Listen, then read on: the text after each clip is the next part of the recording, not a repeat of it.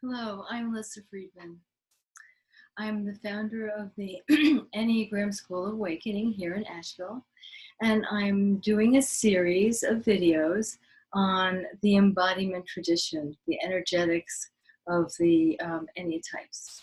This first video is going to be I'm going to be talking about how this all began.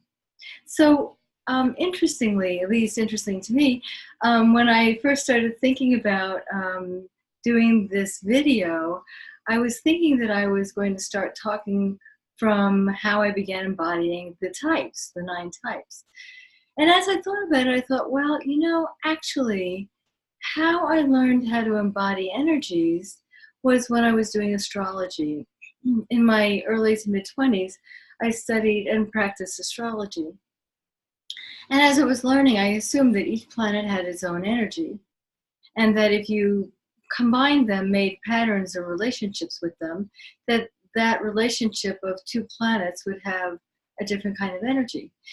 And that if a person had that combination in their chart, that they would, in a sense, be embodying the energies of those 2 planets, as if the planets lived inside them. And then I became a psychotherapist when I was around 30, and this kind of embodying energies continued, because when I was with a client that I didn't understand as well as others, when they would leave the therapy session, I would walk around my office trying to feel what it felt like to be them, how to talk like them, how to walk like them, how to tell their story, the kind of emotional expression they had.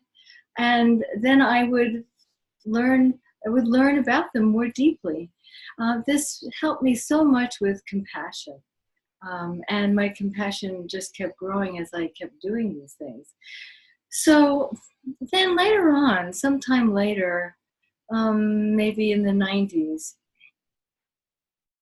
in my work as a psychotherapist, I began noticing that my clients and myself would come to a block, kind of like hitting a wall. We would be able to release and undo and process nearly anything. Childhood patterns, belief systems, concepts. We'd be able to do things that would open our mind, things that would open our bodies. But when it came to this particular knot, we couldn't do it. It was like too dangerous, too threatening. So we would shy away. We would just like push it away. And I wondered, gee, this is interesting. This block that people are coming to, and there were some similar themes, which is why I began to wonder even more. Because in my mid 80s to the mid 90s, I was studying with the Eureka School, which was founded by Oscar Chato, who's actually I at least consider him to be the granddaddy of the Enneagram. Nearly anybody that teaches the Enneagram these days was either taught by Oscar or taught by someone who was taught by Oscar. So I think of him as the granddaddy of the Enneagram. And the Eureka School itself is a mystery school, which focuses on, the main point of it is for liberation, enlightenment, awakening, whatever you want to call it. So everything that we learned in that school was in service of liberation. And that's where the Enneagram actually comes from. It comes from the Sufi mystery schools, which was an oral tradition, and only people that were seeking truth could find these mystery schools, that they were called mysteries. Pretty much nobody knew about it unless you were seeking truth. You would somehow find this mystery school, like I found the Eureka School. So I had left the Eureka School, so I had to relearn the Enneagram. I had to learn it from different teachers, which I did. And as I was learning it over again, I realized I actually knew what my type was, but as I was reading about it, I could relate to so many of the types, like I had them all practically. So how was how was I, or how was anyone, to discern what is the difference between the patterns? What's the difference between a 2 and a 4, a 5 and a 6, a 1 and a 9? Energetically, what is the difference? And that's what I came to, is that if we kept reading these descriptions, we wouldn't figure out which type was which. I had to go to the energies. So I began, once again, to embody the energies. So I'd be sitting across from someone, and I would feel, what does this feel like in my body? And as I would feel them, I would learn about them. And some of them were really, really heartful. And their voices would be soft and breathy, and as if each word was dripping with emotion.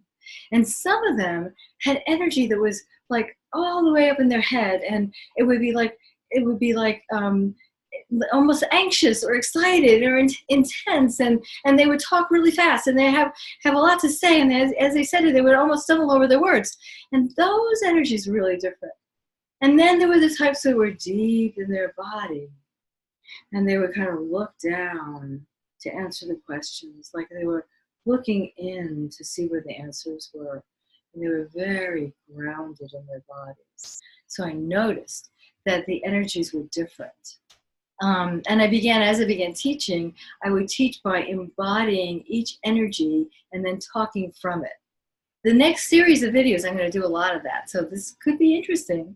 I'm actually going to embody them and give a little short synopsis of the energy of each type.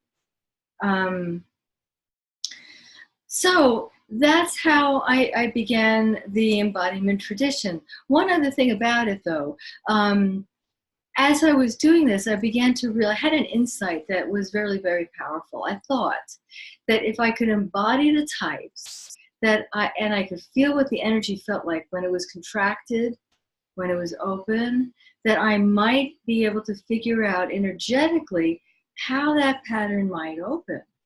I was doing it for myself. I was kind of doing my own research on myself of like, okay, now I feel tight. That's the pattern tight. I still see pattern. It's tight. What do I do to loosen it? What do I do to open it? What do I do to free it? And now here it is free, still the same type. And so I would watch that to see what the mechanisms were. And so the embodiment tradition began about 4 years ago. No, it was actually 5 years ago now. I moved to Asheville, but my daughter and I, Tammy Hendricks, and I taught together for about 4 years. And she had learned from me. She had learned all the energetics. And she said, well, we need to name it something. Let's name it the Embodiment Tradition. So that's where that name came from. If you're curious, check out the website, Enneagram School of Awakening. And there'll be more videos, and I'll be embodying all the patterns. So please tune in. Thank you very much. Bye-bye.